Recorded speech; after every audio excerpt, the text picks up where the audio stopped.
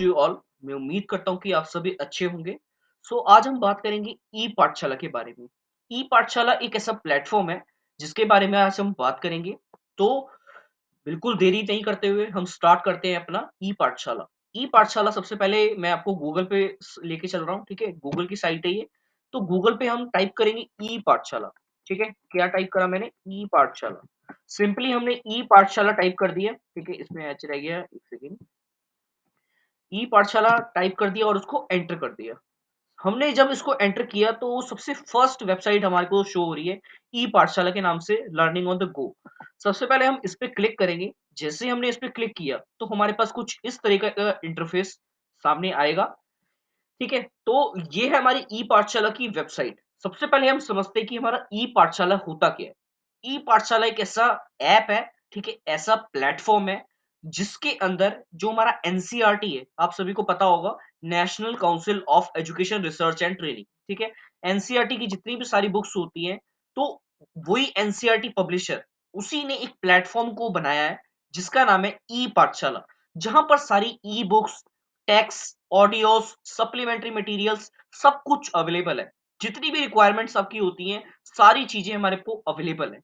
अब बेसिकली हम एक एग्ज़ाम्पल लेते हैं जिससे ज़्यादा अच्छे से समझ आएगा कि इसका क्या इम्पोर्टेंस है।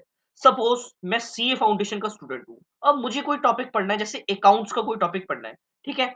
अगर आपको नहीं भी समझ आ रहा है तो ये अकाउंट्स क्या है, हमारा एक सब्जेक्ट है। सपोज़ मेरे को एक टॉपिक पढ़ना है फाइनेंशियल स्टेटमेंट। अब फाइनेंशियल स्टेटमेंट को पढ़ने के लिए टीचर ने बोला कि आप क्या एक बार अपनी क्लास 12th को रिवाइज़ करो। अब क्लास 12th को रिवाइज़ करने के लिए अब मेरे पास बुक तो होंगी नहीं, क्योंकि मैंने 12th पास कर ली है। तो इसीलिए मैं क्या है, बुक्स को खरीद तो सकता नहीं कि 2 दिन के लिए, एक टॉपिक के लिए, एक चैप्टर के लिए मैं बुक्स को खरीदूँ। इसी के लिए मैं क्या करूँगा, ई पाठशाला का यूज़ करूँगा। ई पाठशाला के अंदर सारी ई बुक्स प्रोवाइड की जाती है, ठीक है? मैं क्या करूँगा, सिंपली अपना ई पाठशाला खोलूँगा, ठीक है? अब मैं आपको यहाँ पे बता रहा हूँ, ध्यान दीजिएगा। ई पाठशाला के अंदर यहाँ पर होते हैं डिफरेंट टाइप्स ऑफ ग्रुप्स, ठीक है? आपका अगर स्टूडेंट बैकग्राउंड से आप, तो स्टूडेंट का खोलेंगे, टीचर्स बैकग्राउंड से हैं, तो टीचर का खोलेंगे, या फिर आप कुछ पढ़ाते हैं, तो एजुकेटर के नाम से, या फिर पेरेंट्स, ठीक है? आपका जिस टाइप का बैकग्राउंड है, आप उसी के अंदर अपना लॉगिन करेंगे। जैसे स्टूडेंट बैकग्राउंड है, ठीक है? मैं स्टूडेंट का एग्ज़ाम्पल ले रहा हूँ। जैसे ही मैंने इस पे क्लिक किया, तो आपको यहाँ पर बहुत सारे ऑप्शंस दिख रहे हैं। सबसे पहले हम देखेंगे ई टेक्स्ट बुक। ई टेक्स्ट बुक के अंदर हमारी सारी टेक्स्ट बुक आ जाती है, ठीक है? हम एक-एक करके सारे ऑप्शंस को एक्सप्लोर करेंगे। अभी मैंने आपको एग्ज़ाम्पल जो दिया, जैसे टीचर ने मेरे को कहा कि आपको 12th की फाइनेंशियल अकाउंटिंग एक बार दोबारा से रिवाइज़ करनी। तो सबसे पहले मैं खोलूँगा यहाँ पे क्लास 12, ठीक है? क्लास 12 जैसे ही मैंने यहाँ पे खोला, सबसे पहले यहाँ पर मैं अपने सब्जेक्ट को सिलेक्ट करूँगा। सब्जेक्ट्स में जैसे मैंने एक अकाउंटेंसी, ठीक है? इसी तरीके से अब यहाँ का बुक का टाइटल कि आपको कौन-सी बुक पढ़नी है।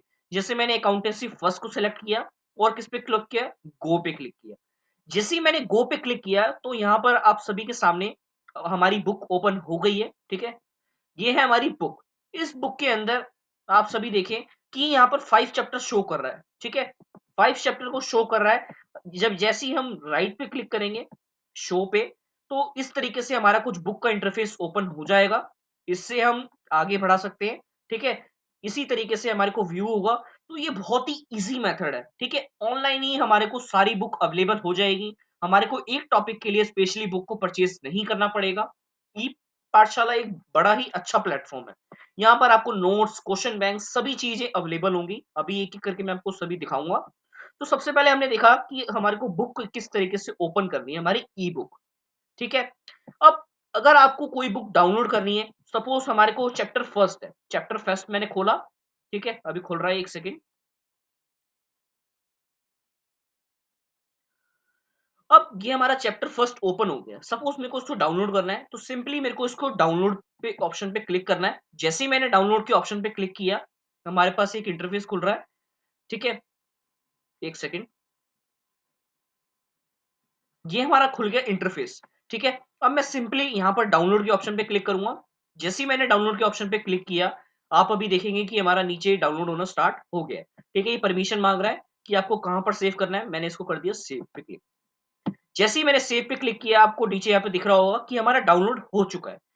अगर आप मोबाइल में अपना खोल रहे हैं, तो मोबाइल का इंटरफ़ेस थोड़ा-सा डिफरेंस हो सकता है, लेकिन चीज़ें इसी तरीके से है। अभी मैं आपको मोबाइल के बारे में बताऊँगा।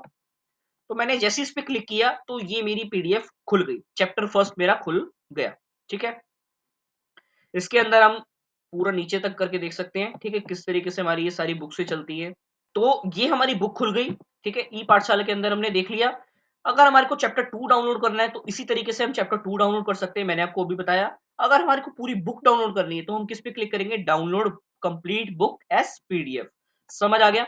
ये हमने फर्स्ट पोर्टल को सीख लिया कि किस तरीके से एक्सप्लोर करते हैं। अब चलते हैं सेकंड पोर्टल की तरफ। दोबारा जाते हैं हम बैक पे।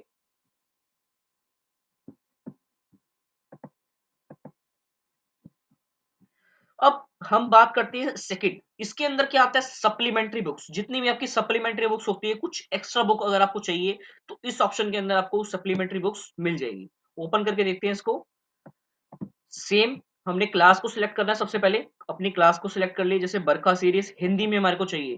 ठीक है, सब्जेक्ट हमने सिलेक्ट कर लिया, लेवल 1 लेवल 2। बुक का टाइटल सिलेक्ट कर लिया। ठीक है, और गो पे क्लिक कर दिया। जैसे ही हम गो पे क्लिक करेंगे तो हमारी जो बुक है सप्लीमेंट्री वो ओपन हो जाएगी। डाउनलोड का फॉर्मेट मैंने आपको बता दिया, सेम रहता है, कोई दिक्कत वाली बात नहीं है।